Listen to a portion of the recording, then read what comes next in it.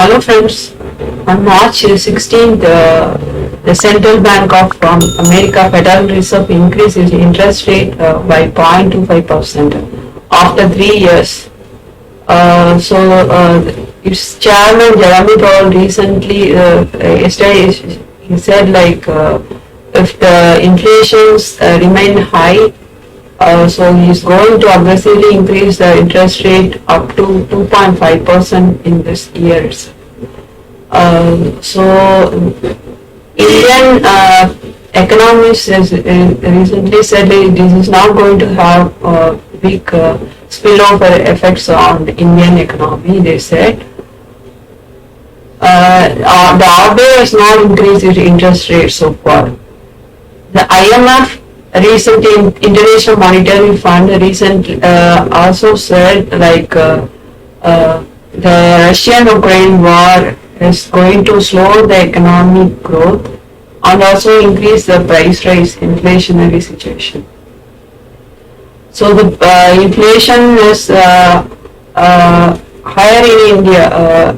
It is more than 6.1%, around 6.1%. That is above the RBI upper limit. But our RBI Governor Shaktikant Das said that it is only a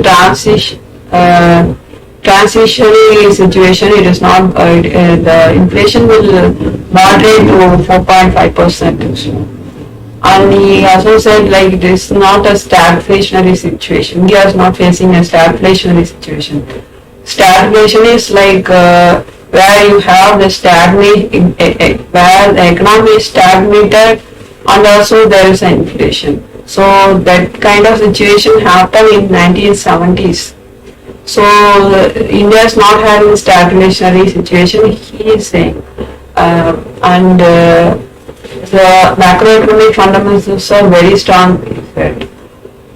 But already the petrol diesel prices are increased today, and before that the wholesale prices of diesel also increased by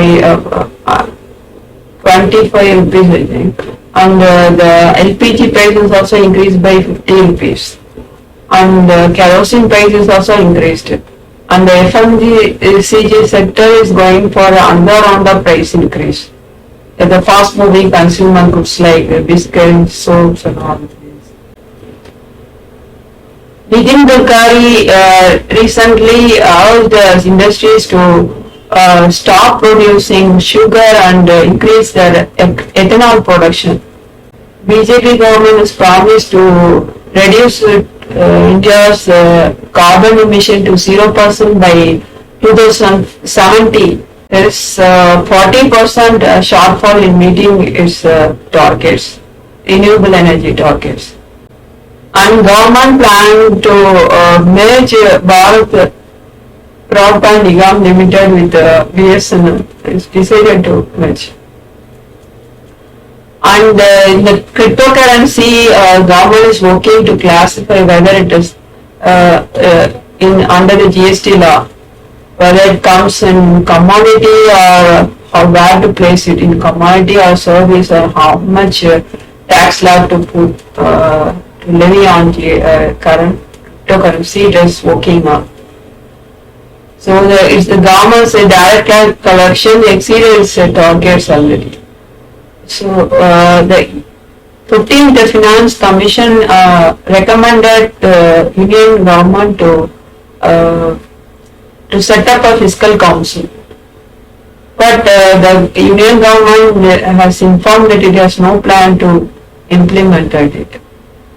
So Iran is ready to export oil for India. It has recently informed Indian officials. Sri Lanka is majorly affected by the COVID pandemic. It is largely dependent on tourism for its economy. Inflation has devastated the livelihoods of peoples, and Sri Lanka is seeking financial support from India, and recently State Bank of India signed an agreement to provide around $1 billion credit facility to Sri Lanka. Our Finance Minister Nirmala Sitharaman recently said the EPF rate, the reduction from 8.6 to 8.1% reflects only market realities. Other interest rate for other fixed deposits like Suganya Samriddhi is less than that, like 7.6%. Senior citizen savings scheme is 7.4%. And so the government has spent a lot of money in providing fertilizer subsidy.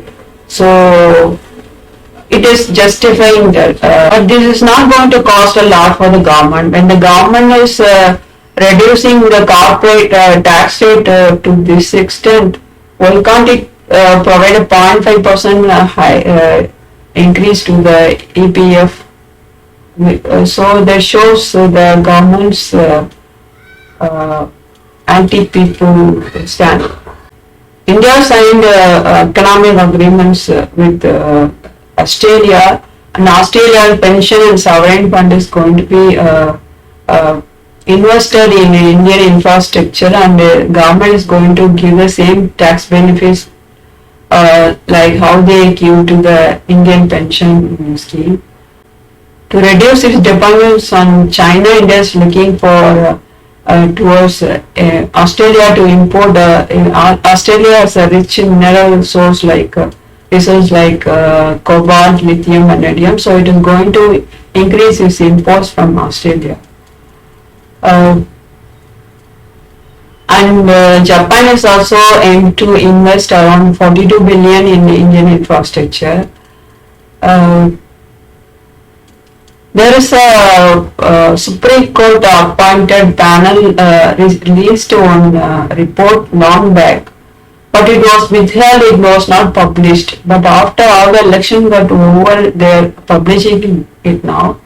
It is, they are saying like the MSP minimum support price is the right of, it is the responsibility of the state governments to give a minimum support price, and all the farm laws are benefit is going to benefit the farmers, and they have to be implemented.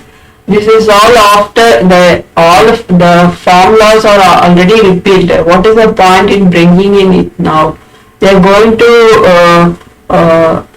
again they are going to try for introducing liberal reforms again, it seems. So recently Raghuram Rajan has opined that the large